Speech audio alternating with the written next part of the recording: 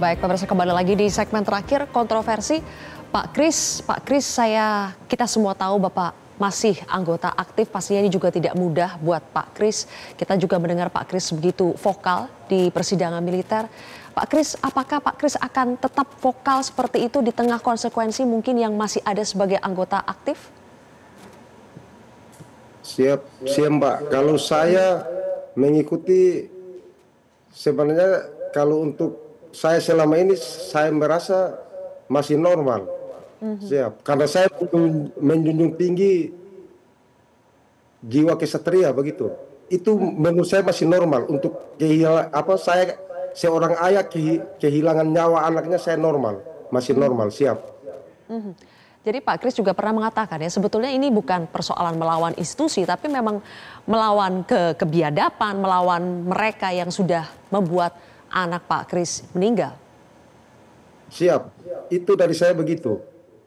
Sering disalahartikan, dikira saya itu melawan dalam arti di tempat saya, institusi TNI itu. Seperti mohon izin, saya agak melebar sedikit. Seperti kemarin saya ditegur, diberi pernyataan oleh Bapak dan Rem. Siap begitu, Mbak. Tapi itu tidak menyurutkan Pak Kris ya untuk terus memperjuangkan keadilan buat para Daluki. Siap, mohon izin, kalau menurut saya pelanggaran disiplin itu masih terhormat daripada ke-22 tersangka terdakwa pelaku itu. Itu lebih keji dan biadab. Kalau saya rasa saya masih terhormat. Siap. Pak Kris, masih dengan adanya dakwaan 9 tahun maksimal, Pak Kris masih bisa percaya, menaruh harapan pada hasil dari persidangan militer ini? Siap, Mbak. Kalau dari saya kan saya udah bilang dari awal, pada saat anak saya meninggal, pada detik itu juga saya sebagai seorang ayah, saya bersumpah. Mau pasal yang dipakai pasal 1 sampai juta pun saya tidak permasalahkan. Yang penting ujungnya itu saya cuma 2. Hukuman mati seberat-beratnya dan pecat. Itu yang saya minta, siap. Perjuangkan sampai hari ini ya. Baik kalau begitu. Pak Kris, terima kasih. Pak Ahmad Bubi juga terima kasih sudah meluangkan waktunya. Kita sama-sama Pak mengawal persidangan militernya seperti apa ya. Terima kasih Pak Kris dan juga Pak Ahmad Bubi. Kemudian ke Mas Hairi dulu. Mas Hairi, catatan terakhir. Pertanyaan tadi. Kalau ini oknum, tapi kenapa terus berulang? Jadi sebetulnya ini persoalan sistem atau oknum? Apa yang harus dikoreksi? Ini sebenarnya simpel untuk melihatnya, apakah ini oknum atau sistem. Ketika ada upaya untuk menutup-nutupi, berarti itu ada permasalahan sistem di sana. Tapi ketika ini hanya permasalahan oknum, saya kira institusi yang akan menindak si oknum tersebut. Jadi kalau kita merasa ada upaya untuk menutup-nutupi ini, berarti itu adalah permasalahan sistem. Dan itu yang harus dibenahi dalam hal ini.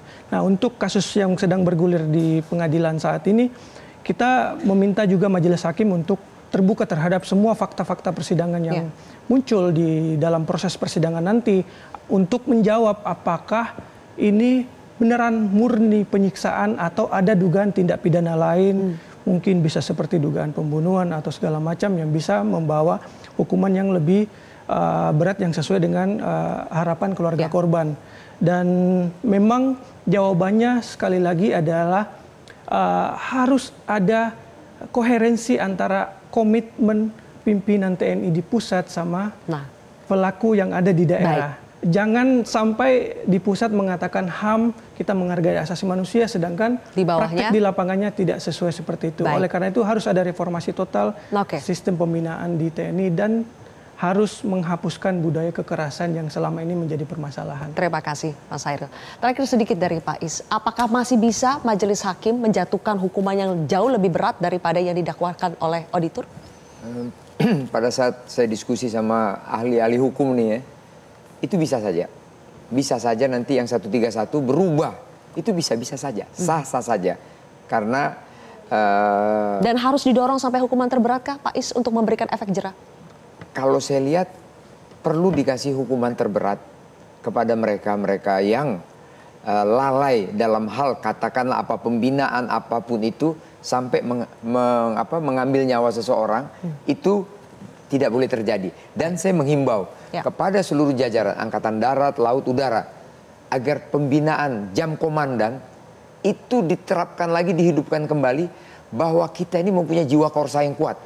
Kita harus bersama-sama, kita harus bersatu untuk membela negara ini, karena kita adalah garda terdepan. Jangan kita membuat menjadi heboh di media sosial seperti ini. Oke, dan harus saling melindungi satu sama lain ya, Pak Is. Oke, Mama, terakhir harapan Mama, sidang masih berjalan. Mama, apa yang Mama bisa titipkan pesan, terutama ke majelis hakim dan juga mungkin pesan kepada masyarakat yang selama ini telah mendukung Mama? Pertama-tama saya ingin menitipkan pesan buat petinggi-petinggi dalam institusi. Dan buat Bapak Presiden, Bapak Kasat, Bapak Pangdam, 9 Udayana, Bapak Danrem, dan juga terutama Bapak Hakim-hakim yang mulia yang menangani kasus ini. Bapak Auditor, mohon, saya mengetuk hati nurani semuanya. Saya memohon sebagai seorang ibu yang sudah kehilangan anak kebanggaan, anak kesayangan, saya ingin agar kami, terutama saya, melihat semua pelaku itu mendapat hukuman yang betul-betul setimpal dengan perbuatan mereka. Kami hanya ingin keadilan buat anak kami. Karena anak kami ini menjadi TNI ini, dia ingin membela bangsa dan negara. Kalau anak saya gugur di medan perang, saya ikhlas, Mbak.